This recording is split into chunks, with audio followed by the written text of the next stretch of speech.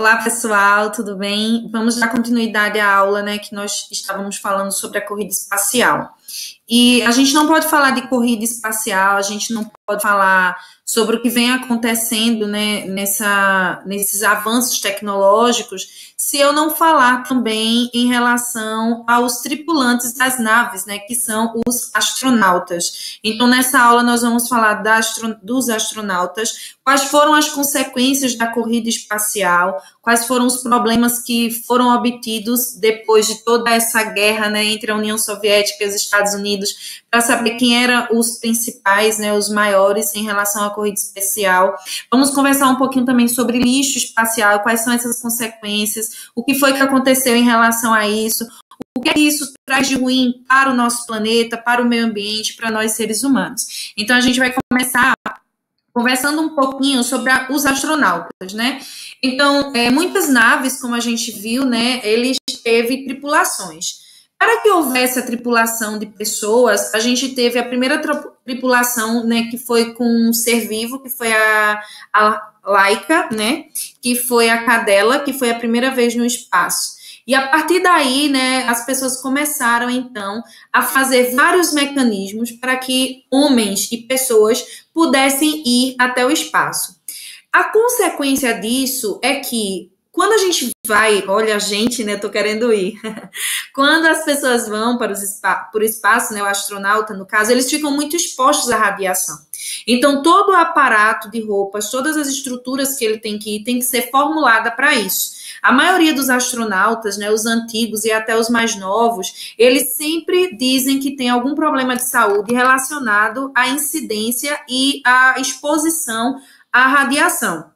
É por isso que uma das coisas que foram mais desenvolvidas no decorrer dessa corrida espacial toda foi a paramentação para que os astronautas eles pudessem ter, né, uma boa condição de vida, indo até lá para fazer os seus estudos, né, suas atividades, e também a forma que eles tinham de dormir, de se aparar e tudo mais. A primeira coisa que eu vou falar para vocês é sobre a astronave, né, a nave. Se vocês prestarem atenção, na aula passada, eu mostrei a imagem do primeiro americano que ele foi muito espremido em um local. Aquilo ali pode acarretar vários problemas, né, no corpo todo, porque ele fica muito tempo em uma posição só, né? Então, aquilo ali pode danificar a coluna, braço, perna e até a estrutura motora do organismo humano. Então, por conta disso, né, eles acabam, né, fazendo estruturas diferenciadas. Então, hoje, né, apesar de não ter uma estrutura tão grande, mas as naves, elas têm características peculiares que são melhores para essa viagem toda. A outra coisa é a roupa dos astronautas, tá? Hoje em dia, elas precisam proteger os astronautas em relação a tudo. Então, a gente pode dizer que ela é uma roupa inteligente, né? Porque ela precisa proteger da temperatura, né? Ninguém sabe o que eles vão enfrentar, porque quando eles saem da órbita da Terra, eles estão com um foguete embaixo desse estão com um foguete, né? E embaixo do foguete o combustível está queimando. Então, o calor desse combustível ele passa para a nave. Então, por essa consequência, a roupa do astronauta ela precisa ter um controle de temperatura, se o ambiente estiver muito quente ou se estiver muito frio. Ela apresenta também 14 camadas de fibras sintéticas e a gente sabe também que uma dessas fibras é o mesmo mecanismo que é colocado para que evite a radiação, certo, no organismo, que é uma capa protetora contra a radiação, que é a base de chumbo, para que a radiação não entre em contato direto com esses astronautas. Outra coisa também que é muito interessante em relação à roupa deles é os equipamentos que permitem a sobrevivência, tá? Então, nesse equipamento que eles têm, eles conseguem ter a passagem de oxigênio, de água, abriga-luz, sistema de segurança, e dependendo da situação, alguns astronautas não trocam de roupa. Então, é uma roupa também propícia para fazer as suas necessidades específicas, né? como é o caso, as necessidades biológicas, perdão, como é o caso da urina e de fezes. Então, durante algum percurso, diante de algumas viagens, existem situações em que os astronautas eles não podem estar tirando a roupa, o paramento, né? Principalmente quando é uma viagem curta para estudos. Então, eles passam mais tempo com a roupa, então ela precisa ser uma roupa que adquira e que dê para essas pessoas a questão da sobrevivência. Então, a forma que eles têm para sobreviver também é a roupa. Em relação à alimentação, né, a gente está vendo aí, são alimentos que são desintegrados, tá certo? Então, eles não levam muitas estruturas, então são desenvolvidos tipo de pastas ou até mesmo cápsulas de alimentação, e nessas cápsulas eles apresentam todos os nutrientes, né? Os mais levados para o espaço são desidratados, eles pegam frutas, drinks, comida, enfim, eles começam a desidratar, congelam, né? E aí as pessoas, durante o percurso que tiver no espaço, eles fazem o processo de reidratação, né? Alguns astronautas dizem que colocam gotículas de alguma coisa ou comem assim mesmo, porque eles já vêm nesses papeizinhos aqui, né? Nesses plásticos, que são aparatos específicos para a alimentação. Isso aqui foi lá quando a Apollo foi com os primeiros tripulantes, né? Não sei se vocês lembram que a gente falou sobre isso na aula passada. Então, eles permitem que não acumule, né? Até porque em uma nave eu não tenho como colocar, por exemplo, uma geladeira para cuidar dos alimentos. Então, os alimentos eles são completamente desintegrados, desidratados, desintegrados não. Eles são desidratados, tá certo? E aí auxilia nesse processo de alimentação que eles venham a ter. Tá? Então, é muito importante que quando o astronauta ele está se preparando, então eles começam, durante o percurso de preparação, eles vão já iniciar a usar a roupa por um tempo, até para eles se acostumarem com todo o aparato, com toda a tecnologia que ela tem, e após isso também, eles também vão se alimentando de acordo com como eles comeriam lá. Porque eu vou dar um exemplo, digamos que durante o período de trabalho, né, para se preparar para ir para esse lugar, digamos que o astronauta ele comesse muita massa, muita gordura. Então, o organismo dessa pessoa, ela fica dependente de massa e de gordura. Então, se ele for para o espaço, ele pode passar mal, né, porque está faltando algum nutriente que era essencial e necessário para o organismo deles. Então, o que é que eles fazem? Eles fazem todo esse aparato e durante o percurso que eles estão fazendo a preparação, eles comem e bebem de acordo com como eles comeriam lá, tá certo? Uma coisa interessante, ano passado eu fui para uma palestra, né, que hoje é ministro da Ciência e Tecnologia, que é o Marcos Pontes, certo? Que é o nosso astronauta brasileiro, e a gente conversando, né, ele falando sobre como ele passou lá, ele falou um pouco da preparação dele, e eu vou falar um pouquinho para vocês o que foi que ele disse, né? Durante o percurso e durante a conversa, ele disse que ele passou de 6 a 8 meses em preparação, onde ele ficava em cápsulas, ele já começou a dormir em cápsula, parecido com o formato de como era a poltrona dele do foguete que ele ia ficar lá. Então, ele passava muitos dias dormindo dessa forma para o organismo se acostumar. Ele teve que pular de paraquedas muitas vezes para aprender a questão de algum processo de segurança, né? Ele foi um dos técnicos, ele é formado em engenharia pelo ITA, né? Instituto de Tecnologia da Aeronáutica. Então, por conta disso, ele foi para a NASA, né, também, ele fez o teste para ir como mecânico da nave, né, e quando ele chegou a fazer todos esses procedimentos, ele disse que a roupa é toda específica, né, então, ano passado, quando a gente perguntava a ele quais eram as especificações, como era a comida, então ele disse que toda a comida ele tinha que fazer durante todo o percurso de aprendizagem, então ele estava em um período de adaptação para a alimentação. Né, então ele fazia isso durante muito tempo. E ele, né, foi o primeiro astronauta brasileiro. O que acontece com a maioria dos astronautas? Após eles passarem pelo período, né, de que eles vão para o espaço, alguns deles pedem aposentadoria. Por quê? Como eles ficam muito focados, eles ficam muito expostos expostos à radiação, muitos têm doenças. Marcos Pontes, por exemplo, ele relatou ano passado, em uma palestra que eu fui lá no Recife com ele disse que teve problemas na tireoide. Então, ele teve câncer de tireoide, teve que tirar a tireoide por causa dessa atividade, né? Tem relatos de outros astronautas que desenvolveram câncer de pele, outros órgãos também, sem falar da osteoporose. Eles têm problemas grandes nos ossos, porque eles passam muito tempo com a radiação, e a radiação também, ela elimina um pouco de cálcio que nós temos nos ossos, então isso acarretou também nessa perca, né, de proteção dos ossos, então ele também tem problemas nos ossos, e também foi desenvolvido um problema da coluna, que ele falou que quando a nave ela aterrissa em solo, ela não tem a capacidade de ir devagar. Então, quando ela entra na atmosfera da Terra, ela vai muito rápido. Então, quando isso aconteceu por conta do impacto, ele mexeu, né, machucou a coluna. E por conta disso, ele ficou alguns dias internado, né, e etc. Então, ele disse que a preparação toda dele para ele viajar para o espaço foi na Rússia, tá? Por quê? Porque ela estava num período de muito frio e ele precisava ter essa variação de temperatura de quente e frio, já que no espaço, por conta do foguete, né, como eu já falei, que quando eles vão indo para o espaço, eles têm a consequência de que, por conta do combustível, pode aumentar gradativamente a temperatura da nave, né?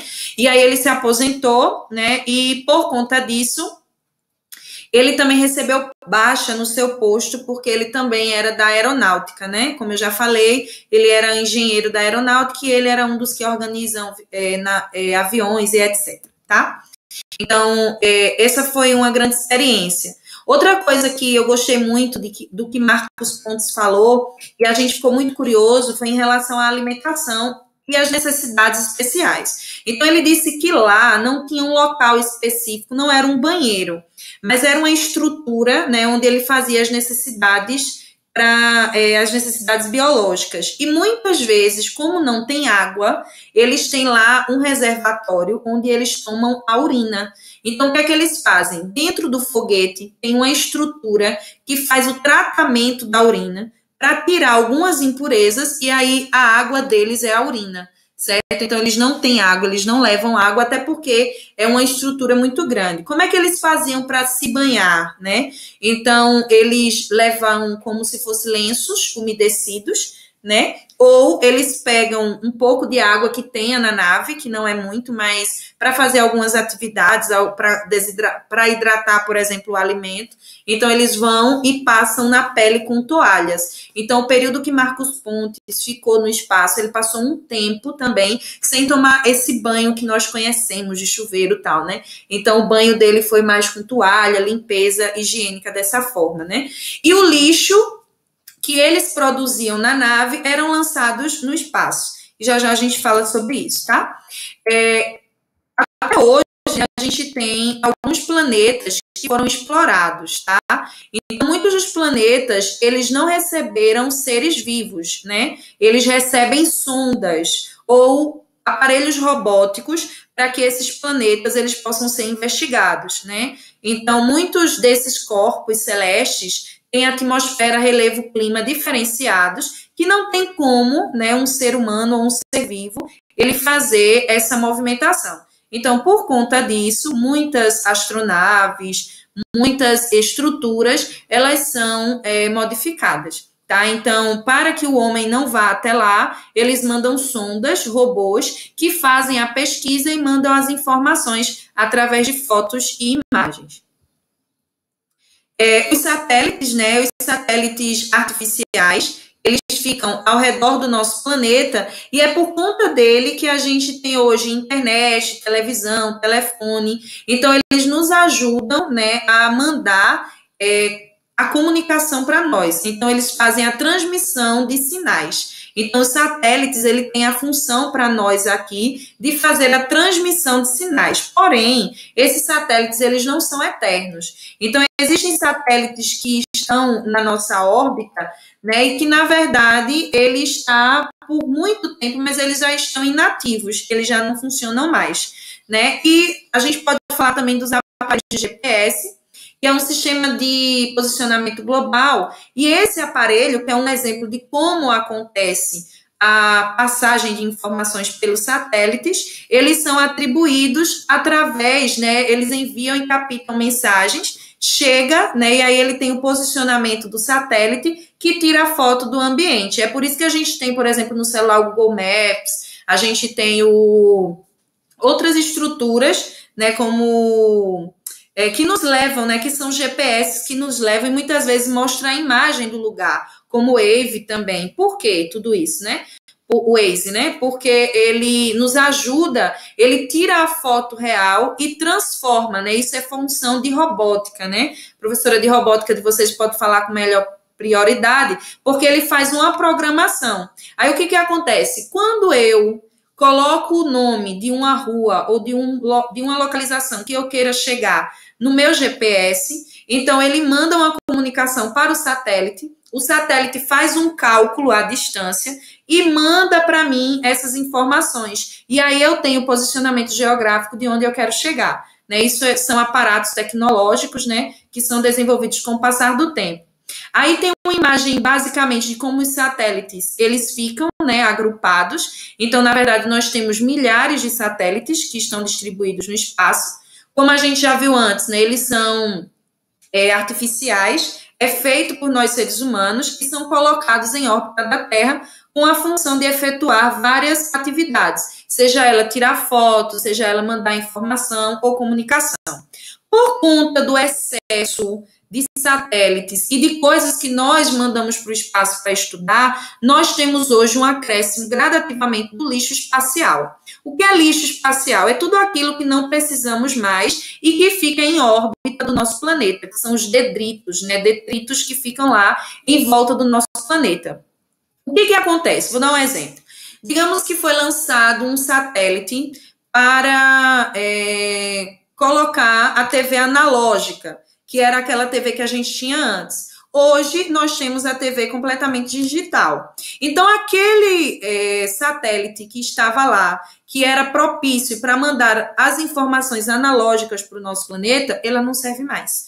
Então, não tem como eu fazer mais essa utilização. O que acontece? Esse satélite ele fica inativo. Só que eu não tenho como trazê-lo para cá. E eu não tenho como retirar de lá. Então, ele fica lá em órbita da Terra, causando assim, esse tumulto, é como se fosse um lixão espacial. Não tem como você tratar, não tem como você cuidar, e aí você fica com essas estratégias. A NASA, entre outros programas, tendem, né, buscar meios para melhorar a questão do lixo espacial, mas até agora não se obteve nenhum sucesso, tá certo?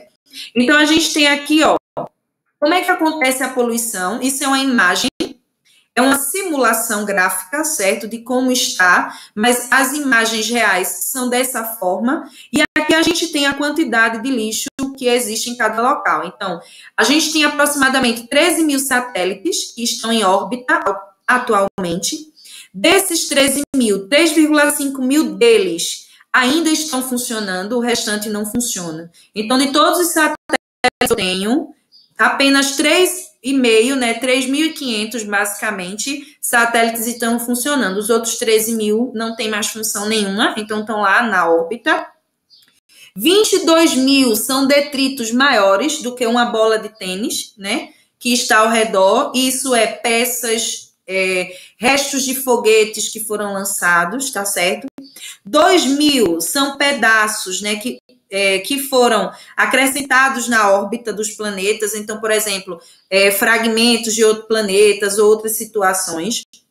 E 3 mil são todas as estruturas que já passaram, né, pelo nosso planeta. Então, a gente tem aí uma poluição gigantesca que ela chega até a danos irreparáveis no nosso planeta, né? Então, o lixo espacial, ele é composto de quê? Ele é composto de satélites mortos, tá?